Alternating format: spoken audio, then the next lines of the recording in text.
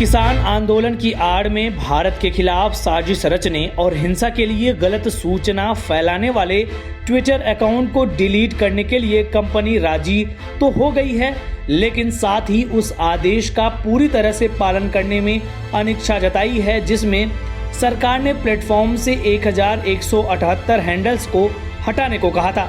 जी हां, भारत सरकार ने सोशल साइट कंपनी ट्विटर को उन अकाउंट्स के लिस्ट दिए थे जिनके कनेक्शन पाकिस्तान और खालिस्तान से जुड़े थे, लेकिन इसके बावजूद ट्विटर ने भारत सरकार के इस आदेश को नजरअंदाज कर रहा था। इसके बाद सरकार की ओर से ट्विटर को इस मामले में आदेश का पालन न करने पर आईटी एक्ट के सेक्शन 69(a)(3) के तहत कार्रवाई भुगतने की चेतावनी दी गई। तब जाकर कंपनी एक्शन में आई और भारत के खिलाफ चल रहे ऐसे अकाउंट बंद करने शुरू कर दिए हैं। लेकिन इसी बीच ट्विटर ने केंद्र सरकार के आदेश पर प्रतिक्रिया दी है।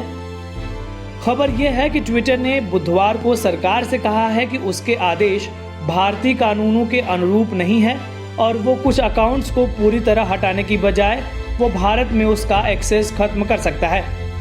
इससे पहले टाइम्स ऑफ इंडिया ने सूत्रों के हवाले से बताया था कि सरकार की ओर से दी गई अकाउंट्स की लिस्ट में कुछ को ब्लॉक किया गया है। इसके अलावा ट्विटर ने सरकार को आश्वासन दिया है कि वो उसकी चिंताओं को समझ रहा है और जो नोटिस में जिन हैंडल्स का जिक्र किया गया था उनके कंटेंट को देखा जा रहा है।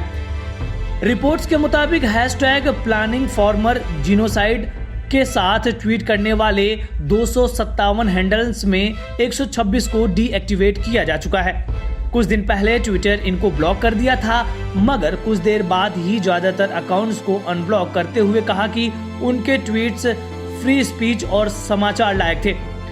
अब उनमें से कई को फिर से ब्लॉक कर दिया गया है।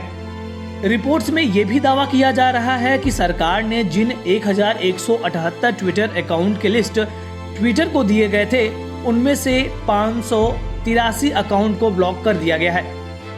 आपको बता दें कि हाल ही में भारत सरकार ने इन ट्विटर अकाउंट के पीछे पाकिस्तान और खालिस्तान का हाथ होने की बात कहकर उन्हें बंद करने का आदेश दिया था। सरकार के मुताबिक ये अकाउंट गलत सूचनाएं और भड़काऊ सामग्री फैला रहे थे। इसके बाद ट्विटर ने मंगलवार को कहा था कि वो सूचना प्रौद्योगिकी मंत्री से औपचारिक संवाद करना चाहती है। ट्विटर ने कहा कि अपने कर्मचारियों की सुरक्षा उसकी पहली प्राथमिकता है। बताते चले कि इस मामले में ट्विटर के हिला हवाली के बाद सरकार ने कंपनी को चेतावनी देते हुए कहा था कि अगर वो निर्देशों का पालन नहीं करती तो संबंधित धाराओं के तहत जुर्माना या 7 साल की जेल हो सकती है। इस बीच ट्विटर की भारत एवं दक्षिण एशिया में सार्वजनिक नीति की निदेशक महिमा कौल ने भी इस्तीफा दे दिया है, जिससे उनके जाने की परिस्थितियों को लेकर कयास लगाए जा रहे हैं।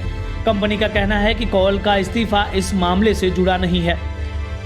इस वीडियो में फिलहाल इतना ही। आप अपने सवाल और सुझाव हमें कमेंट्स करके बताइए। बाकी देश और दुनिया की ताज़ा तरीन खबरों की अपडेट्स के लिए हमारे चैनल लोकमत हिंदी को सब्सक्राइब कर लीजिए। अगर आप ये वीडियो फेसबुक पर देख रहे हैं तो हमारे पेज को लाइक और फॉलो कर लीजिए।